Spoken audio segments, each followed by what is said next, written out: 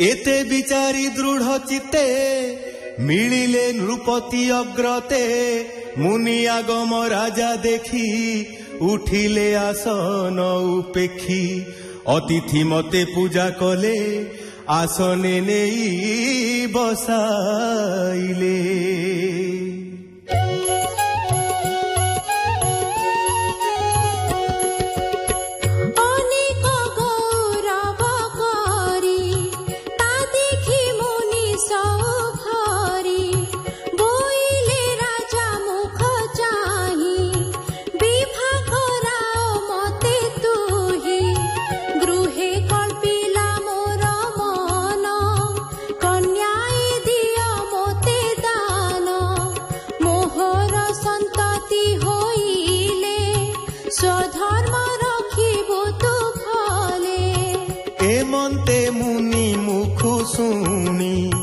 राजा विचारे मने गुणी ए अति वृद्ध जर जर बाते कंपयिता शरीर वृद्धंक मध्ये अति वृद्ध गृह करणे कले सध मोर दुहिता अति सुखी एहाकु देले हेब दुखी।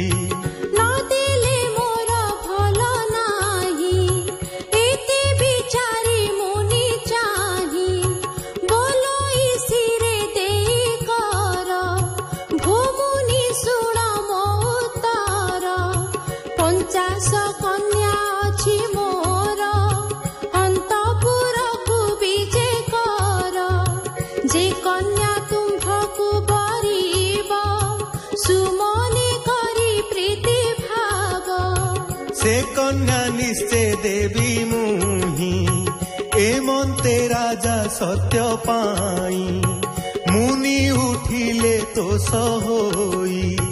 तक्षणे अंतपुरे जाई द्वारपाल राजा चाही बोइला घेनी जाओ तुही जे कन्या बरिब ए बर देवई सत्य ए मोहर। द्वारपालर हस्त धरी पुरे पशिले सौभरी मिलिले कन्याक मंदिरे माया मोहन कले बरे रूपे कंदर्प रूप गंजे जगमोहन तेज पुंजे कन्याकु चाही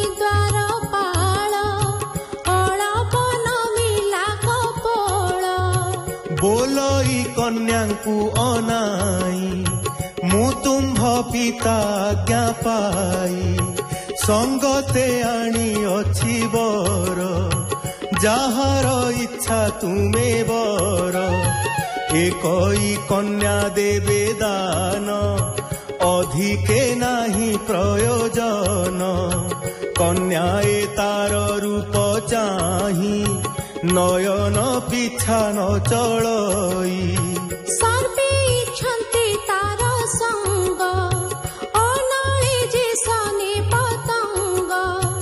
एक आरेक आग होई बोलन्ति मोर बर एहि मुहि बरिली आगे बर निश्चय बर ए मोहर ए मन्ते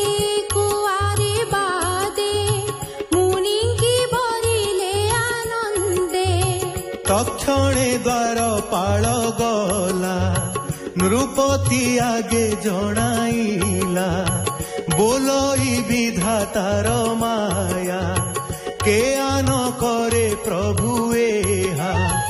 दैव बड़ आकर्षणे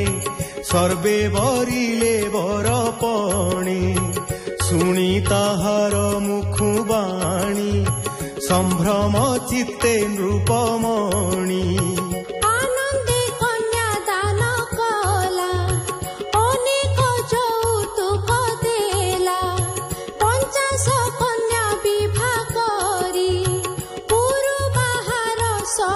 भरी संपद सिद्धि जोग बळे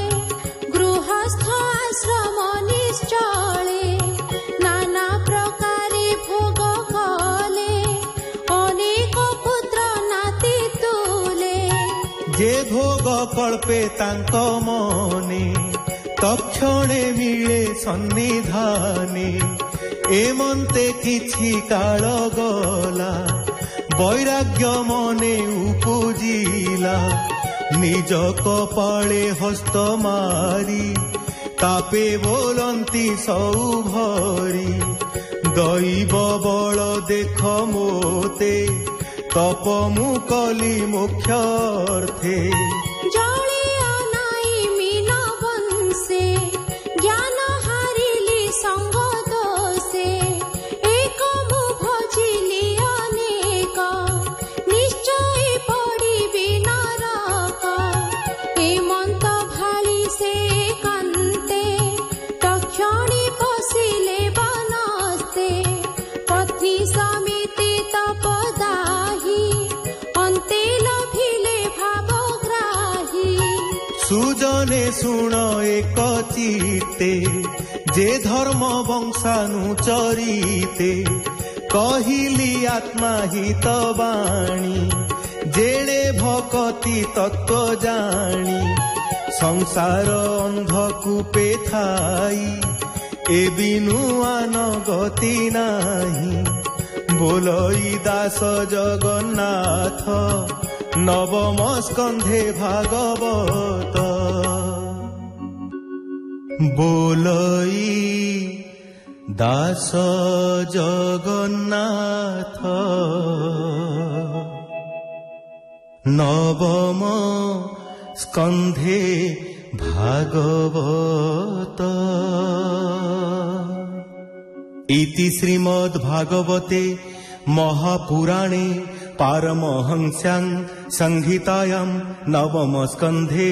षष्ठोऽध्यायः।